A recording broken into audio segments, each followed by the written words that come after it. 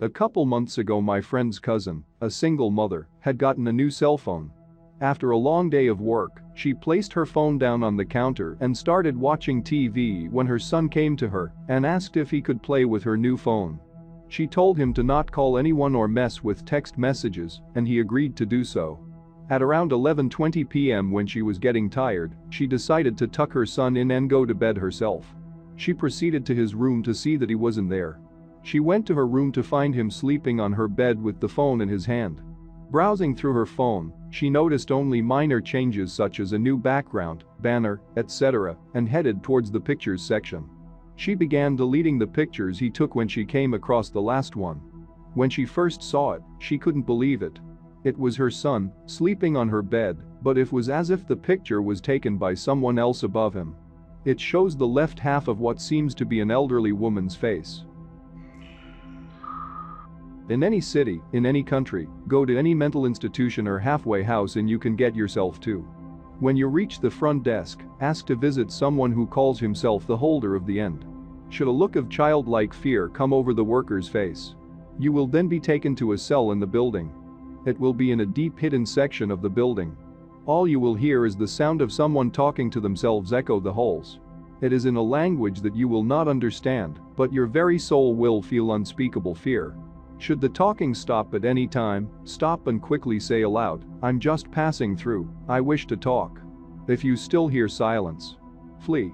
Leave, do not stop for anything, do not go home, don't stay at an inn, just keep moving, sleep where your body drops.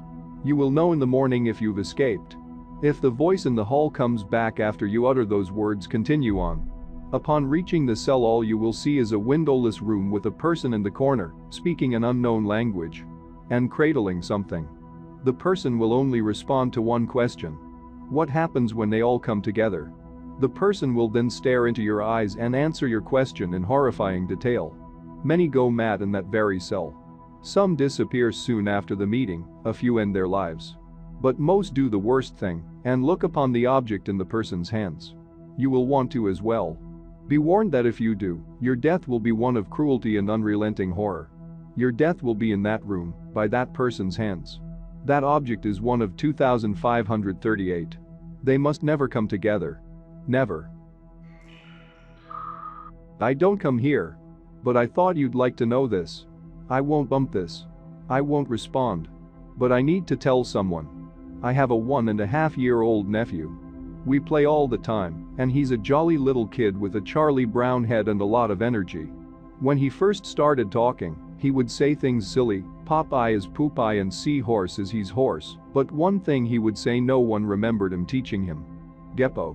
We would constantly ask him what he meant. We thought maybe good boy or hippo, but he can say these words on their own. Whenever he says Geppo, he stops in his tracks and stares at something and points and says Geppo.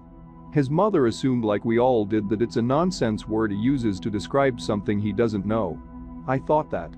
Until 3 days ago. I was holding him playing a naming game. I will point to something and ask him to name it, fan, light, etc. I pointed to the door and said, "What is that?" He whispered Geppo.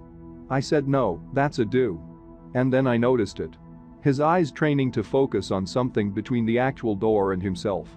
He then followed the thing with his eyes up around to 8 feet, which would have looked as if he was just scanning the far wall and looking up at the ceiling. But I knew he was not. He gripped me tighter and said Geppo. I took him outside. I'm not sure what to do or what's going on, but I had to tell someone. I'm not even sure I'm spelling it right. He says Geppo like gecko, but he can say gecko.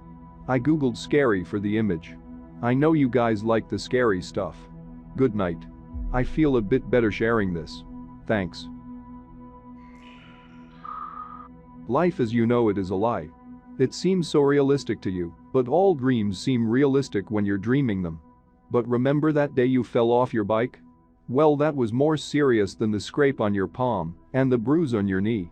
It seems you just continued your life as you normally would, but all of our lives were put on hold that day.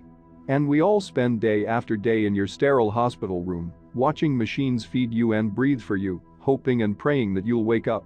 Sometimes we hear you humming unfamiliar tunes, and it gets our hopes up briefly. But the doctor tells us you're only dreaming, and that your brain activity hasn't changed since the day the ambulance brought you here. When you realize you're dreaming, you'll come back to us, I hope. Unless you're happier in your fantasy world. I know you're in there, and I really hope this reaches you somehow. We all miss you so much. Be driving home from a work trip with my coworker Mark. Be late night. Around 11:30 p.m. The road is leading through a forest, no other cars in sight, cloudy sky too so pitch fucking black. Mark. Hey Anon, I need to take a piss. Stop the car, he gets out, walks about 20 meters into the forest, I'm not sure how far since I can't see shit from the car. Hear him trip on some stick or some shit and curse. Laugh at his shy bladder. Next time just take a piss next to the car you retard, didn't really said it out loud though. Mark finishes pissing, walks out of the forest and gets back in the car. Continue driving for 10 minutes. Mark just silently stares out of the window. Suddenly my cell phone rings. Pull out my cell phone and look the display to see the name of the caller. It's Mark. Cold sweat immediately floods my entire body. Every muscle clenched, start shirting myself. Oh God, the thing who got back into the car with me isn't Mark. Put the phone to my ear and accept the call to not look suspicious. For a second consider just jumping out of the fucking car. Remember I have a switchblade in my pocket. Fuck, should I go for it? Hear a voice from the phone. It's Mark's GF, that retard left his phone at home, and so she was calling me to make sure the work trip went okay. Close off the stream of soft stool pouring down my underpants. Mark will never know how close he actually came to have a knife in his neck because his coworker is apparently mentally damaged retard. One of the scariest things I've ever had happen to me involved the search for a young woman who'd gotten separated from her hiking group. When we found her, she was curled up under a large rotted log. She was missing her shoes and pack, and she was clearly in shock. She didn't have any injury, and we were able to get her to walk with us back to base ops. Along the way, she kept looking behind us and asking us why that big man with black eyes was following us. We couldn't see anyone, so we just wrote it off as some weird symptom of shock. But the closer we got to base, the more agitated this woman got. She kept asking me to tell him to stop making faces at her. At one point she stopped and turned around and started yelling into the forest, saying that she wanted him to leave her alone. She wasn't going to go with him, she said, and she wouldn't give us to him. We finally got her to keep moving, but we started hearing these weird noises coming from all around us. It was almost like coughing, but more rhythmic and deeper. It was almost insect-like.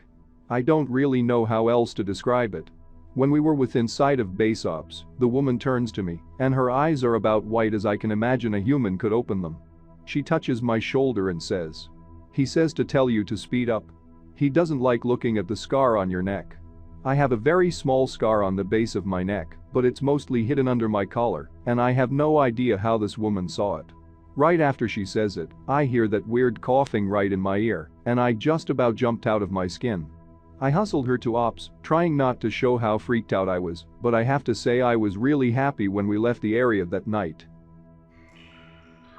About 12 to 13. Lived in a pretty nice house. For some reason at around 10 p.m. every night for a month there was a single knock on my window. After a week just accepted it. Eventually just said out loud, "Can you stop, I'm trying to sleep cunt," when it happened. Stopped a week later. Still don't know why it happened. Whenever I looked out the window no one was there.